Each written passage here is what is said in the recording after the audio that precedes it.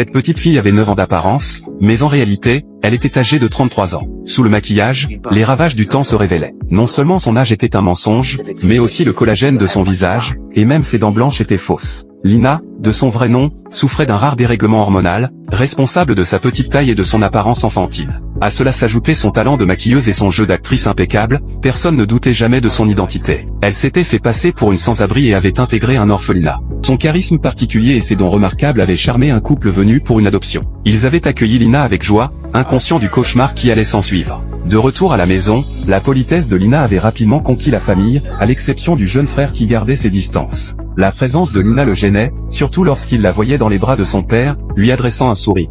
Agacé, il était sorti dans la neige pour tirer au pistolet et évacuer sa frustration. Malheureusement, il blessa accidentellement un pigeon, et la culpabilité le rongeait. Lina arriva alors avec sa sœur sourde-muette. Elle perça à jour les pensées du garçon et, pour lui donner une leçon, ramassa une pierre et l'abattit violemment sur le pigeon. Le lendemain, à l'école, une camarade se moqua de ses vêtements trop adultes, déclenchant l'hilarité générale. Lina ne répondit pas, mais la fixa du regard. La fille comprit le danger, mais il était trop tard. À la sortie des classes, alors que la fille descendait un toboggan, Lina surgit derrière elle et la poussa. La fillette se fractura un os sur le cou. La sœur de Lina avait tout vu. Pourtant, peut-être à cause de la présence constante et bienveillante de Lina à ses côtés, elle ne dit rien à son père et choisit de mentir avec elle. Faute de preuves, le père classa l'affaire. La mère, cependant, sentait que quelque chose clochait. Depuis l'arrivée de Lina, d'étranges incidents se multipliaient. Non seulement leurs moments intimes avec son mari étaient constamment interrompus, comme s'ils étaient hantés par une présence invisible, mais Lina s'incrustait dans le lit de son père la nuit. Plus troublant encore, cet enfant de 9 ans jouait du Tchaïkovski avec une aisance déconcertante.